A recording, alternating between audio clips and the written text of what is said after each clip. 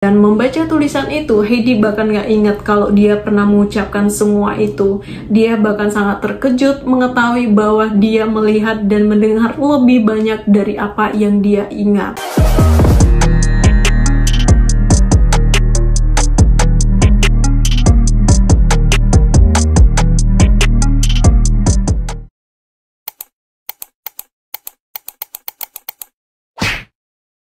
Beberapa tahun silam, tepatnya tahun 1970, sebuah tragedi menimpa keluarga kecil di Price, Utah. Pembunuhan terhadap seorang ibu muda bernama Loretta Jones. Tapi setelah beberapa tahun kemudian, bahkan hampir 5 dekade, kasus kematian Loretta menjadi cold case yang enggak terpecahkan. Polisi waktu itu sama sekali nggak menemukan petunjuk apapun tentang siapa si tersangkanya. Sama sekali nggak ada jejak yang ditemukan oleh polisi siapa orang yang telah menghabisi nyawa Loretta. Padahal sebenarnya Loretta tuh udah meninggalkan sebuah clue, petunjuk di samping jasadnya tentang siapa si pelaku. Tapi polisi waktu itu sama sekali nggak menyadari petunjuk tersebut. Barulah setelah 46 tahun kemudian, polisi baru menyadari adanya petunjuk tersebut. Nah, apa petunjuknya dan siapa pelakunya? Kita langsung aja masuk ke pembahasannya. Let's begin. Gak banyak informasi tentang Loretta Jones, tapi sekilas tentang Loretta, dia adalah single mother yang berusia 23 tahun yang punya seorang anak perempuan bernama Heidi Jones. Dan mereka tinggal di Price, Utah, cuma tinggal berdua. Sebagai ibu tunggal, Loretta ini selalu berusaha untuk menjadi garda terdepan bagi putrinya Heidi. Bukan cuma soal nafkah, tapi juga soal kasih sayang. Nah, Loretta ini juga punya keterampilan dalam hal jahit-menjahit. Jadi untuk Heidi yang waktu itu masih berumur 4 tahun, Loretta tuh sering bikinin baju, juga bikinin boneka untuk Heidi. Dan Loretta juga selalu berusaha untuk memberikan kebahagiaan yang sempurna untuk putrinya Heidi. Sehingga di mata Heidi sendiri, Loretta ini adalah sosok ibu yang selalu memberikan kenyamanan dan kehangatan untuknya. Lalu pada tanggal 30 Juli tahun 1970, malam itu Loretta sama Heidi ini sempat bercanda-canda dulu. Sebelum akhirnya Loretta mencium kening Heidi dan mengucapkan selamat tidur.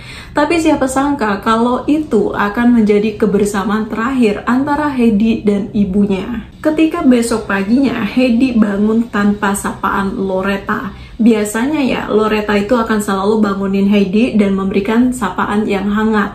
Kayak, "Hai honey, selamat pagi." Tapi pagi itu Heidi nggak ngeliat keberadaan ibunya. Lalu ketika dia keluar kamar, bukan sapaan hangat yang dia dapatkan, melainkan pemandangan yang sangat mengerikan. Heidi ngeliat Loretta udah terkapar di lantai berlumuran darah. Heidi pun berlarilah keluar kamar. Kebetulan salah satu tetangganya saat itu sedang membersihkan taman rumahnya. Nah, ketika ngelihat Heidi keluar, tetangganya tuh sempet nyapa Heidi. "Hey Heidi, sini deh, coba lihat. Tante mau kasih lihat ini." Tapi Heidi bilang, "Nggak bisa tante, mamaku kayaknya udah meninggal deh." Tetangganya pun langsung ngelihat Heidi dengan tatapan penuh tanda tanya. Kayak, apa nih maksudnya anak?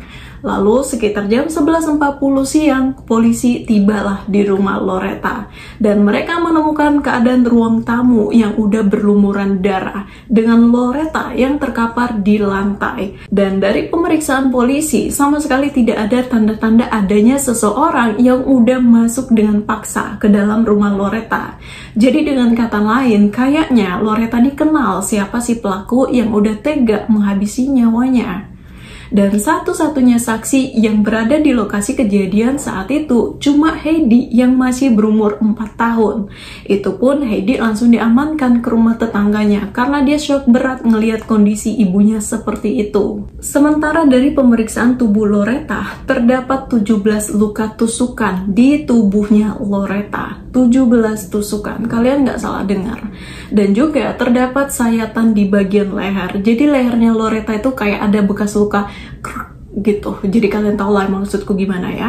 Dan dia juga mengalami pemerkosaan sebelum dibunuh, tapi nggak ditemukan adanya indikasi perlawanan saat dia ditikam oleh si pelaku. Dengan kata lain, Loretta ini kayaknya sengaja nggak melawan demi keselamatan Heidi, putrinya. Nah, menurut analisa polisi saat itu, kemungkinan pada saat terjadi penikaman tersebut, Loretta ini sengaja nggak teriak dan nggak berusaha untuk melawan, karena dia takut hal itu akan membangunkan putrinya, Heidi. Dan kalau sampai Heidi kebangun, otomatis Heidi itu bakal lari keluar kamar, dan si pelaku bisa aja menyakiti Heidi. Karena itulah Loretta kayaknya memilih untuk dia menahan rasa sakitnya daripada teriak saat ditikam oleh si pelaku. Dan iya, Heidi sama sekali nggak punya ingatan yang jelas tentang apa yang terjadi malam itu, selain ingatan gimana Loretta mencium keningnya sebelum meninggalkan kamarnya. Cuma polisi mendapatkan informasi bahwa pada malam terbunuhnya Loretta sempat terjadi percobaan penculikan terhadap seorang anak perempuan berusia 10 tahun bernama Lori Kulow, yang lokasinya cuma 3 blok dari rumahnya Loretta. Jadi malam itu Lori itu lagi berada di depan rumahnya. Tiba-tiba dia dibekap dari belakang. Nah, untungnya Lori sempat melakukan perlawanan dan memberontak sampai akhirnya dia bisa melepaskan bekapan di mulutnya. Saat itulah Lori berteriak sekenceng yang dia bisa sambil terus berusaha untuk melepaskan diri. Karena Lori udah teriak-teriak, akhirnya dia pun dilepaskan. Dan Lori sempat ngelihat si pria yang membekap dia lari ke arah rumah Loretta. Lori emang nggak ngelihat apakah pria itu masuk ke rumah Loretta atau enggak, tapi arah larinya ke arah rumah Loretta. Dari dua kejadian di malam yang sama tersebut, polisi menarik kesimpulan bahwa nggak mungkin banget dua kejadian ini sebuah kebetulan. Atau jangan-jangan pria yang menyerang Lori adalah pria yang membunuh Loretta. Beberapa bulan kemudian, polisi itu sempat melakukan penahanan terhadap beberapa orang yang dianggap sebagai terduga pelaku atas kematian Loretta Jones. Tapi nggak ada satupun yang ditetapkan sebagai tersangka. Sampai beberapa tahun kemudian, kasus kematian Loretta pun menjadi cold case yang belum terpecahkan. Sementara Heidi yang udah beranjak dewasa terus dihantui rasa trauma dan terus mencoba untuk mengingat apa yang terjadi malam itu. Dia mencoba untuk mengingat-ingat apakah dia benar-benar nggak dengar suara ibunya yang minta tolong atau semacam suara keributan. Tapi satu hal yang dia tahu pasti, kalau memang ibunya sama sekali nggak teriak, itu demi keselamatannya. Hal yang menyakitkan bagi Heidi mengingat gimana ibunya berusaha untuk tetap membiarkannya tidur tenang, sementara ibunya sedang diserang habis-habisan oleh si pelaku. Karena inilah sepanjang hidupnya Heidi itu nggak pernah bisa melupakan kematian ibunya, walaupun orang-orang di sekitar dia, termasuk neneknya, kakeknya, tantenya, bahkan temen-temennya, selalu meminta Heidi untuk cukup dan melupakan hal itu dengan anggapan itu cuma kenangan masa lalu, kenangan pahit, luka masa lalu yang gak seharusnya terus-menerus dibahas dan diingat oleh Heidi. Dan ketika Heidi membahas tentang kematian ibunya kepada neneknya tuh akan selalu mengalihkan pembicaraan atau bahkan dengan tegas meminta Heidi untuk stop dan berhenti membahas kematian Loretta. Tapi Heidi gak pernah bisa melupakan kematian ibunya. Di dalam dirinya Heidi tuh selalu ada perasaan yang mengganggu, kayak semacam usaha untuk terus mengingat apa yang terjadi malam itu, walaupun ingatannya selalu samar-samar. Dia nggak pernah bisa mengingat dengan jelas apa yang terjadi malam itu. Tahun demi tahun Heidi terus dihantui rasa bersalah dengan kenyataan bahwa pembunuh ibunya masih hidup, dan nggak ada satu orang pun yang bersedia menegakkan keadilan untuk kematian ibunya. Saat itulah Heidi mulai bertekad untuk mencari keadilan bagi ibunya, walaupun ya dia nggak tahu mau mulai dari mana atau gimana caranya. Sampai akhirnya pada tahun 1989, ketika Heidi sudah menginjak usia 23 tahun, seumuran saat Loretta meninggal dunia, Heidi mulai ngide nih untuk minta bantuan Departemen Kepolisian dan FBI. Cuma dari ribuan surat yang dikirimkan oleh Heidi, sama sekali nggak ada satupun yang mendapatkan respon. Tapi hal itu nggak membuat Heidi nyerah gitu aja. Dia terus berusaha untuk mengirimkan surat-surat ke Departemen Polisian bahkan FBI. Karena di pikirannya Heidi saat itu, dia yakin selama dia nggak nyerah, dia pasti menemukan jalan untuk memecahkan kasus kematian ibunya. Sayangnya, selama bertahun-tahun, Heidi sama sekali nggak mendapatkan tanggapan dari siapapun, baik dari Departemen Kepolisian maupun FBI. 36 tahun berlalu dan kasus kematian Loretta masih menjadi cold case yang nggak terpecahkan. Pembunuhnya masih berkeliaran bebas. Lalu ketika Heidi berusia 40 tahun, dia memutuskan untuk menantang traumanya, meninggalkan kehidupannya dan kembali ke kampung halamannya di Price, Utah, tempat di mana dia dan ibunya pernah tinggal bersama, untuk satu tujuan, memecahkan kasus kematian ibunya. Walaupun keputusannya ini ditentang keras oleh neneknya, tapi Heidi itu nggak peduli karena dia cuma mau membantu untuk memecahkan kasus kematian ibunya. Dan tantenya juga sebenarnya kurang setuju sama pilihannya Heidi, tapi tantenya juga nggak melarang. Karena sama halnya dengan Heidi, tantenya juga terus mempertanyakan di mana dan siapa orang yang telah membunuh saudarinya tersebut. Sehingga tantenya pun membiarkan Heidi dengan keputusannya. Heidi pun berangkatlah ke Price, Utah. Tepatnya tahun 2009, Heidi secara kebetulan ketemu sama salah satu teman masa kecilnya yang bernama David Brew, yang waktu itu berprofesi sebagai seorang detektif. Nah, setelah janjian, mereka pun ketemulah di mana Heidi menceritakan semua yang dia ingat pada malam kematian ibunya. Nah, di sini Heidi ini udah mulai punya ingatan yang agak jelas tentang apa yang terjadi malam itu. Tepatnya tanggal 31 Juli tahun 1970, Heidi menceritakan bahwa hari itu dia terbangun oleh dentuman keras.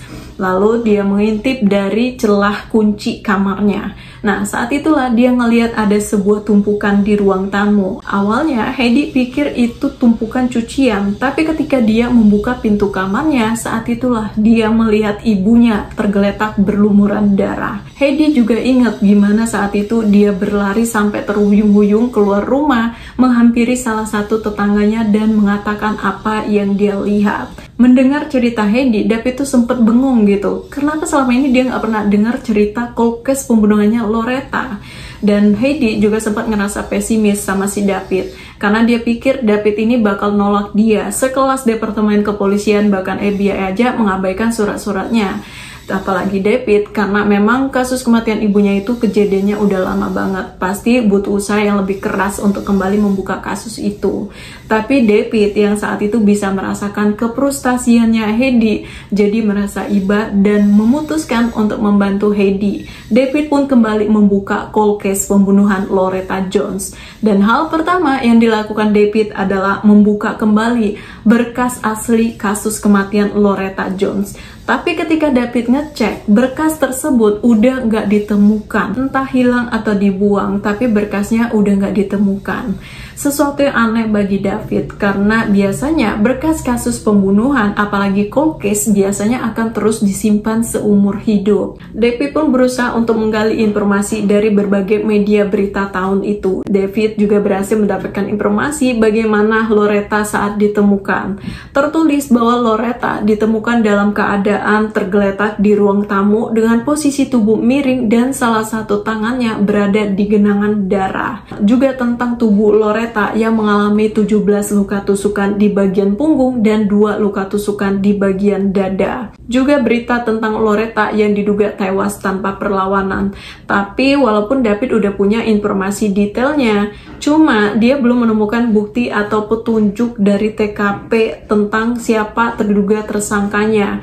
Kemungkinan penuntasan kasus ini pun nyaris mustahil. David bahkan gak punya foto TKP pada saat kejadian perkara. Lalu David pun menemui Heidi dan menceritakan kesulitan yang dia alami. Saat itulah Heidi langsung teringat sama neneknya, karena dia ingat neneknya tuh pernah nyimpen sebuah kotak yang berisi barang-barang yang berkaitan dengan kasus kematian Loretta. Dan yang paling aneh dari isi kotak itu adalah foto Heidi yang berdiri di depan TKP jasad Loretta. Dan di dalam kotak itu juga ditemukan potongan koran yang menampilkan foto seorang pria bernama Tom Eagley berdiri bersama bersama seorang polisi.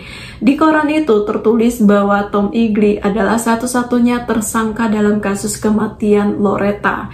Karena dari penyelidikan polisi pada tahun itu, Tom memiliki hubungan dengan Loretta. Tapi 3 bulan kemudian, Tom dibebaskan dan dinyatakan gak bersalah karena kurangnya bukti untuk menyeretnya ke persidangan. Dan David juga menemukan potongan koran yang menuliskan bahwa pada malam kejadian terbunuhnya Loretta, terjadi percobaan penculikan terhadap seorang anak perempuan bernama Lori Kulow yang saat itu masih berumur 10 tahun. Sama halnya seperti polisi sebelumnya, David juga merasa janggal dengan 2 kejadian di malam yang sama tersebut. David juga berpikir bahwa 2 kejadian ini bukanlah sebuah kebetulan. Sementara Heidi dikejutkan dengan temuan yang dia dapat dari kotak itu ketika dia melihat sebuah buku jurnal tulisan neneknya yang berisi informasi detail tentang apa yang diucapkan Heidi setelah kematian ibunya.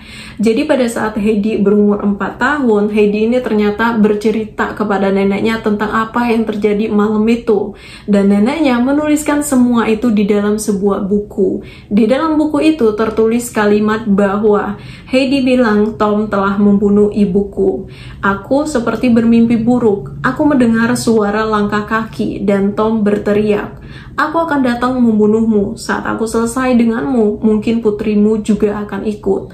Aku mendengar suara dentuman. Ibu terjatuh, dia sudah meninggal. Aku melihatnya dari lubang pintu kamarku. Tertulis juga kalimat ucapan Heidi, "Why Tom kill my mommy?" Tom selalu menampar dan memukul mama. Dia jahat sama mama. Dan membaca tulisan itu, Heidi bahkan gak ingat kalau dia pernah mengucapkan semua itu. Dia bahkan sangat terkejut mengetahui bahwa dia melihat dan mendengar lebih banyak dari apa yang dia ingat. Saat itulah ingatan Heidi mulai lebih jelas dan dia ingat satu hal, bahwa malam itu ibunya sempat masuk ke dalam kamarnya dan mengatakan, "Don't come out." Jangan keluar. Kata-kata yang membuat Heidi yakin bahwa ibunya tahu sesuatu buruk mungkin akan terjadi malam itu. Tapi karena Heidi nggak punya ingatan yang jelas tentang pria yang dia panggil Tom tersebut, David pun mencoba mencari tahu mengenai Lori Kulow dan meminta keterangan Lori tentang kejadian yang menimpanya malam itu. Karena dugaan David ya, besar kemungkinan Lori ini udah ngelihat wajah si pelaku. Lalu ketika David bertemu dengan Lori, Lori pun menceritakan detail yang dia ingat tentang pria itu. Sosok pria berambut coklat, mata lebih terang, gak terlalu tinggi tapi gak termasuk pendek. Nah ternyata deskripsi Lori ini menuntun penyelidikan David menuju titik terang. Apalagi ketika Lori menceritakan bahwa di tahun itu dia juga sempat diminta untuk datang ke kantor polisi mengidentifikasi si tersangka, dimana saat itu polisi menyuruh Lori mengintip dari suatu ruangan sambil menunjuk beberapa dari terduga tersangka, dan pria yang ditunjuk oleh Lori adalah Tom Eagley. Sementara dari keterangan salah satu saudarinya Loretta, dia mengatakan bahwa Loretta emang pernah menjalin hubungan kencan buta dengan Tom Eagley. Tapi Loretta juga pernah bilang ke saudarinya bahwa dia nggak tertarik dengan Tom, bahkan nggak tertarik untuk menjalin hubungan apapun dengan Tom. Cuma walaupun penyelidikan David udah menuntun ke si tersangkanya, tapi dia belum punya bukti yang cukup kuat untuk bisa meringkus dan menetapkan Tom sebagai tersangka utama kasus kematian Loretta. Satu-satunya hal yang masih bisa mereka coba lakukan adalah melakukan tes DNA. Tapi untuk melakukan itu artinya mereka harus menggali kuburannya Loretta. Dan walaupun ide ini agak gimana, tapi David tetap berusaha untuk meminta izin Heidi karena memang dia dan Heidi udah gak punya pilihan lain untuk mengungkap kasus kematian Loretta. Lalu ketika Heidi mendengar permintaan tersebut, Heidi malah bilang, "Sini, kasih aku skopnya, aku bahkan siap bantu gali. Kalau memang itu untuk keadilan ibuku, apapun akan aku lakukan untuk ibuku." Itulah yang dikatakan oleh Heidi dan penggalian pun dilakukan. Tepatnya pada bulan Juni tahun 2016, penggalian kuburan Loretta Jones pun dilakukan dan disiarkan ke media televisi. Walaupun penggalian ini membuat si Heidi ngerasa terpukul untuk kedua kalinya, tapi dia nggak punya pilihan lain karena ini satu-satunya cara yang bisa bisa dia lakukan untuk memperjuangkan keadilan bagi ibunya. Media berita dan televisi waktu itu juga dihebohkan dengan pemberitaan penggalian kuburan untuk pengungkapan cold case hampir selama 5 dekade tersebut. Dan pihak media memastikan bahwa berita tersebut sampai ke si tersangka. Nah, ini bagian dari triknya David Brew untuk memancing si pelaku alias Tom agar mengetahui bahwa kasus kematian Loretta Jones akan segera terungkap. Lalu nggak lama kemudian, David mendapatkan telepon dari seseorang yang mengaku sebagai teman lama keluarga Jones, di mana pria itu mengatakan bahwa, "Bapak tahu nggak, Loretta menuliskan nama pelaku dengan darah." Dan ketika David menanyakan kepastian informasi itu, pria itu mengatakan bahwa dia pernah tinggal bersama neneknya Heidi waktu dia masih sekolah, dan dia ngelihat sendiri tulisan itu dengan mata kepalanya sendiri. Nah, dari informasi si pria itulah, David kemudian kembali memeriksa foto TKP yang dia punya. Dengan sedikit manipulasi warna, terlihat jelas bahwa Loretta menuliskan huruf T dan O. Nah, kalau dicocokin dengan posisinya Loretta saat ditemukan, sinkron, di mana Loretta ditemukan dengan posisi miring, salah satu tangan berada di genangan darah. Artinya, Loretta pada saat itu mencoba untuk menuliskan nama pelaku di detik-detik napas terakhirnya. Sayangnya, clue Loretta baru terungkap setelah 46 tahun berlalu. Tapi kayaknya kali ini Tom Eagley nggak bakal bisa bebas dari jeratan hukum seperti sebelumnya. Cuma, kasus ini kembali mendapatkan hambatan ketika hasil lab keluar. Sama sekali nggak ada jejak DNA yang ditemukan. Tapi walaupun usaha ini nggak membuahkan hasil, David tetap tampil tenang di televisi dan mengkonfirmasi bahwa mereka telah menemukan titik terang dari pemeriksaan DNA tersebut. David juga mengatakan bahwa pelakunya masih hidup dan polisi sedang melakukan pengejaran untuk menangkap si pelaku. Tapi siapa pelakunya terlalu dini untuk mereka publikasi. Ini tuh bagian dari triknya David untuk memancing si Tom agar segera mengakui apa yang telah dia lakukan. Ya, walaupun nanti Tom kepancing dan ngaku dan dia akan mendapatkan hukumannya lebih ringan, tapi setidaknya kasus kematian Loretta bisa terselesaikan. Lalu, nggak lama kemudian, David ini mendapatkan telepon dari seorang perempuan yang mengaku sebagai tetangganya Tom. Di dalam telepon itu, si perempuan mengatakan bahwa Tom telah meminta bantuannya dan mengatakan, "Hey, bisa tolong jaga anjing saya nggak? Karena polisi sepertinya sedang dalam perjalanan untuk menangkap saya." Nah, mendengar cerita ini, David pun akhirnya meminta bantuan tetangganya Tom tersebut untuk memancing obrolan dengan Tom tentang kejadian yang menimpa Loretta pada tahun 1970 dan memastikan tetangganya Tom tersebut merekam obrolannya dengan Tom. Tapi apa yang didapatkan oleh polisi ternyata lebih dari apa yang mereka duga. Were you drunk? I was drunk, yeah. And the door closed, and then what? I was thrown down for sex. Okay. And that made you feel how? Like I lost it, I cut her throat, and I left. Trik David untuk mempublikasi penggalian pemakaman Loretta dan mengumumkan bahwa mereka telah mengetahui identitas pelaku berhasil membuat Tom Eagley tertipu, merasa dia akan segera ditangkap. Padahal ya kalau dia tetap diam, polisi itu nggak akan pernah bisa meringkus si Tom. Walaupun bisa meringkus, melakukan pemeriksaan, ya lagi-lagi Tom ini ujung-ujungnya bakal bebas dan dilepasin, nggak bakal pernah bisa diseret ke persidangan karena kurangnya bukti dari pihak kepolisian. Apalagi pemeriksaan DNA sama sekali nggak membuahkan hasil apapun.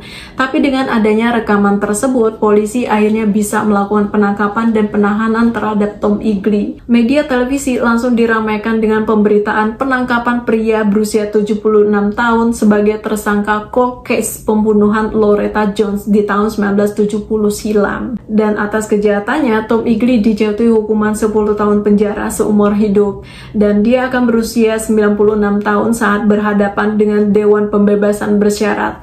Tapi Heidi dengan lantang mengatakan di depan media bahwa ketika itu terjadi, dia nggak akan pernah membiarkan Tom bisa keluar. Dan walaupun bagi kebanyakan orang kasus ini telah mencapai penyelesaian, tapi bagi Heidi ya ini tuh bukan tentang penyelesaian, melainkan sebuah keadilan.